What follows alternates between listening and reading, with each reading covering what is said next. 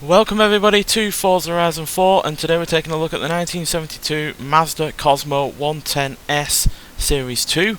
Now this was produced between 1967 and 1972, with the Series 1 being produced between May 1967 and July 1968, with 343 being produced.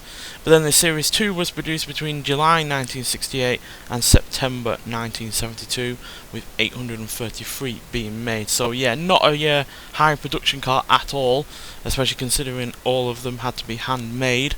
But they were all produced to show off the usability and practicality and the reliability of its engine, which we'll get to in a minute.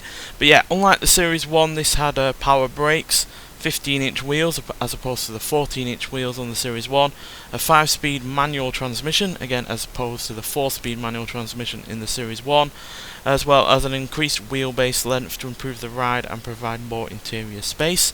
But yeah, in terms of the car itself, it's more of a halo car, like I said, to show off the technology of its engine.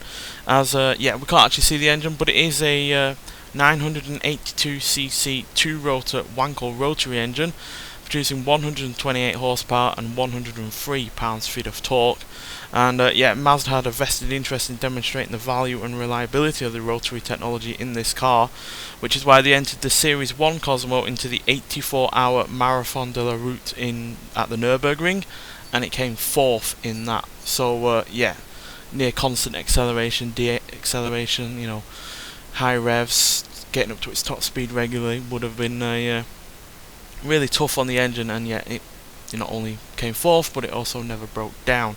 And yeah, the engine itself is more powerful than the one in the Series 1. It has 18 extra horsepower, so yeah, decent amount of improvements over the Series 1, which does kind of wonder what happened if a Series 3 came out. But they did keep the name going, but the bodywork and everything changed, as the next version of the Cosmo was radically different to this.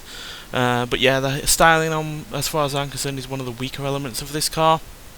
It looks like a cross between an E-Type and a Ford Thunderbird, which doesn't really work. But you know, it's got a decent sized boot at least, so yeah, you can at least use it on a day-to-day basis. But obviously there are only 2 seats. It's a 2-seater coupe, although there's again some more practicality in the rear with a bit more space behind there. But yeah, nice enough interior. Got nice big white on black dials. Got all the kind of stuff you'd expect from a car of that time. Nice wooden and wooden steering wheel and wooden gear lever. And yeah, I like the look of the seats as well. But yeah, this is, like I said, a halo car. It's just purely to show off that the technology that this has going for it is usable on a day-to-day basis. And yeah, it's also got handling aspects going for it as well, because it only weighs 2,110 pounds, so it's not got much weight to lug around with its rotary engine. And it's got 50-50 weight distribution as well. So yeah, even though underneath it's not particularly highly advanced like the engine, it's still at least decent in terms of handling itself. So yeah, let's get out onto the open road and see what this car can do. So yeah, I can't say I've been a massive fan of rotary engines in general, to be honest. I'm not 100% on board with the way they sound, but I can definitely see the reasons for having one in a car. They're lighter, simpler, got less moving parts. They are a lot smoother in terms of gaining revs and putting the power down. And yeah, they're generally really rather high revving as well. So yeah, definitely can see the advantages of them. And yeah, having 128 horsepower in something as less than 1,000 cc's is highly respectable. And obviously the engine in this would go on to be used in more popular vehicles like the RX-3, which we've already looked at, which yeah, didn't have as much power as this, but yeah, is using a more widely manufactured car. So yeah, this was definitely a good vehicle to show off the benefits of the rotary engine, even if the car itself isn't particularly special. The engine is special, but the car itself generally is not. There's nothing particularly overwhelmingly great about the handling or the braking, but they are good. And yeah, like I said, I'm not particularly on board with the styling, but if you are, then obviously that will be a benefit for you as well. But yeah, I'll let you listen to the engine for a little bit, and then we'll talk about it some more.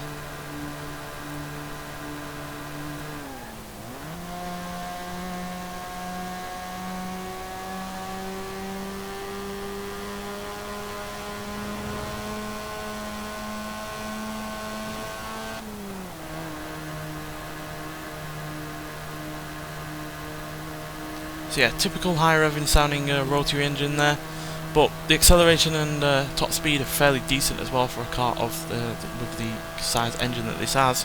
It can do 0 to 60 in 7.486 seconds, 0 to 100 in 26.630 seconds, and going to a top speed of 127 miles an hour, which again is fairly good, and probably would mean that this is easily one of the fastest cars from Japan at the time. The only car I can think of that is quicker than this is a Toyota 2000 GT, but even that to 60 is slower than this because it weighs a bit more, but it is obviously better at 0 to 100 and in terms of top speed because it has so much more power. But yeah, do like this car in some ways, but like I said, it's not something I'd rush out to buy or choose in terms of driving on this game. Like I said, I would prefer the Toyota 2000 GT.